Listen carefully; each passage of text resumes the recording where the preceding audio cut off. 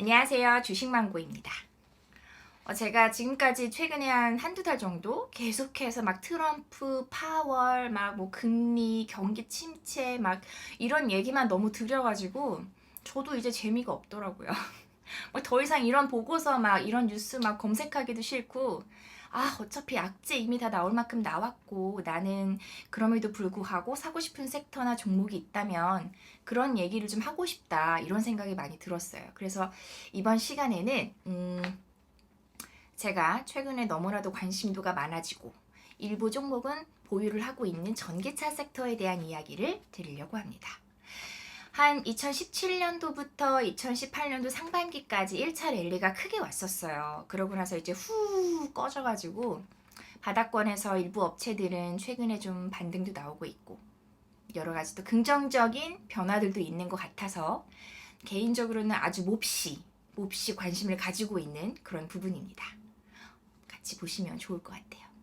일단 제가 관심을 갖게 된 또 첫 번째 이유, 그것은 바로 전기차와 관련된 원재료인 금속 가격들의 가격 반등입니다. 2017년도에 전기차 랠리를 경험하셨던 분들은 기억하실 것 같아요. 그때 2017년도 1분기에 갑자기 코발트 가격이 막 올라가기 시작을 했고요. 1분기 지나서 2017년도 2분기부터 소재 업체들의 주가가 우르르 막 올라가기 시작을 했어요. 금속 가격의 반등은 굉장히 중요한 시그널로 작용을 했었습니다. 그러고 나서 2018년도 중반까지 오르다가 가격이 이제 훅 하고 빠졌고요. 랠리도 거품이 좀 많이 빠졌고요. 역시 CATL 상장까지 하고 난 이후에 한두 달 더 가다가 이제 전기차는 다시 후루룩 이슈가 다 반영이 돼서 내려갔습니다. 그래서 저는 개인적으로 코발트 가격이 언제 다시 오르려나, 니켈 가격은 언제 다시 오르려나 이렇게 보고 있었는데 작년 한 겨울에도 한번 종목을 보유를 해봤었거든요. 근데 주가는 좀 반응이 없더라고요.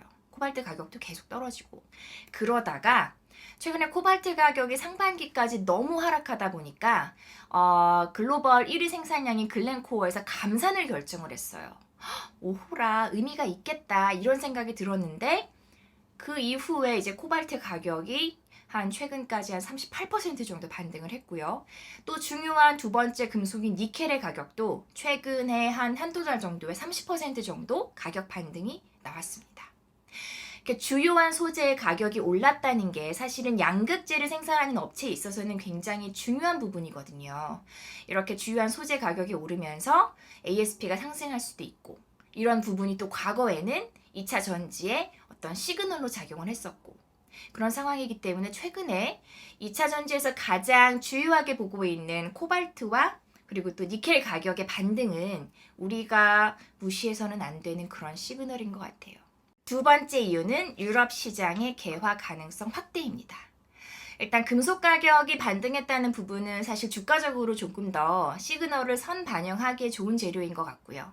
유럽 시장의 개화가 굉장히 다가왔다라는 부분은 우리나라 배터리 셀업체 입장에서는 실적이 좋아질 수 있는 또 증설이 진행될 수 있는 그런 이슈인 것 같아요.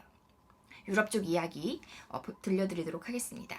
우리나라 배터리 업체들 LG화학이나 SDI 엘화라고 부를게요. 이런 업체들이 사실은 글로벌 경쟁력이 있다라고 우리가 생각은 하는데 그럼에도 불구하고 주가를 장기적으로 보유하지 못했던 개인적인 여러 가지 이유는 글로벌 점유율이 너무 낮다는 거예요. MS가 너무 낮아요. 그래서 실적이 안 나와요. 대형주에 대해서는 실적이 사실은 굉장히 중요한 부분인데 아쉽다라고 생각을 많이 했거든요. 근데 이런 억울함이 유럽 시장의 개화로 인해서 풀릴 가능성이 생긴 거예요. 우리나라가 왜 억울했냐고 하면 일단 전기차 시장 자체가 초기인데 중국이 패권을 잡기 위해서 전기차를 너무 열심히 만들었어요. 그리고 그 다음이 미국이었죠. 근데 전기차 시장에서 2018년도 판매량을 보면 중국이 절반 정도 차지하고요. 그 다음 미국의 테슬라예요. 근데 사실 중국에서는 CATL이라는 막강한 업체가 있었어요. 우리나라 보조금 항상 제외했었잖아요.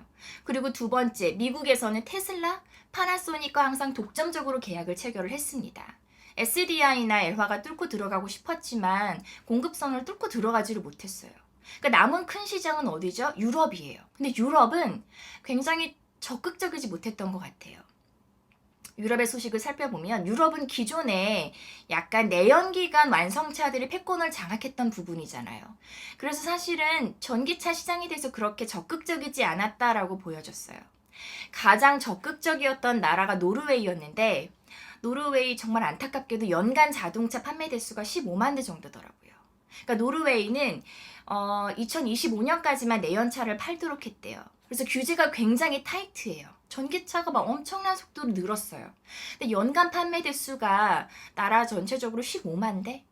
독일이 연간 350만 대거든요. 진짜 정말 안타깝죠. 저는 막 이런 뉴스 볼 때마다 너무 막 안타까웠어요. 막 이렇게 작은 국가 혼자 막 고군분투하고 있는데 독일과 같은 큰 손이 가만히 있으니까 시장 자체가 변하지 않은 거죠. 근데 이랬던 유럽 시장에 변화가 생길 수 있는 거죠. 첫 번째, EU의 배기가스 규제와 관련된 소식이 이제 2021년도부터 본격적으로 진행될 예정이라 2019년 하반기, 2020년에 준비가 되어야 되는 거예요. 벌금까지 있는 제도입니다.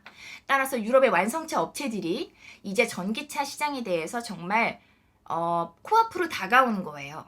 그 시점이 되게 중요했던 부분이고, 두 번째는 독일이 움직이기 시작했다는 겁니다. 저는 이 소식이 너무 반가웠어요.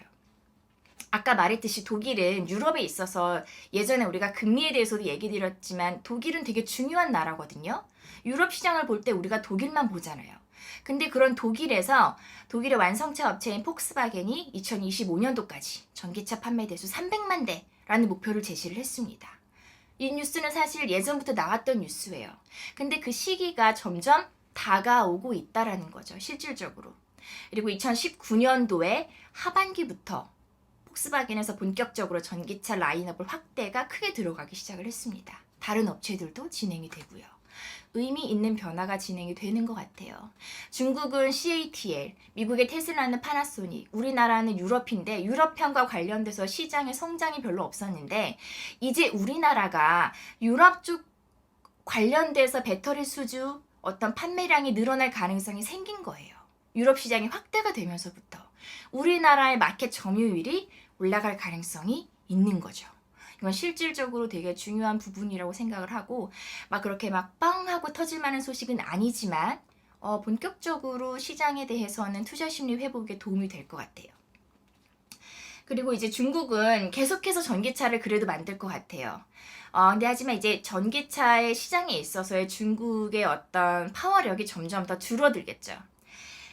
중국의 전기차 신차 출시 모델 비중이 17년도에는 한 61%였다고 합니다. 그러다 18년도에는 지금 49%로 떨어졌고요.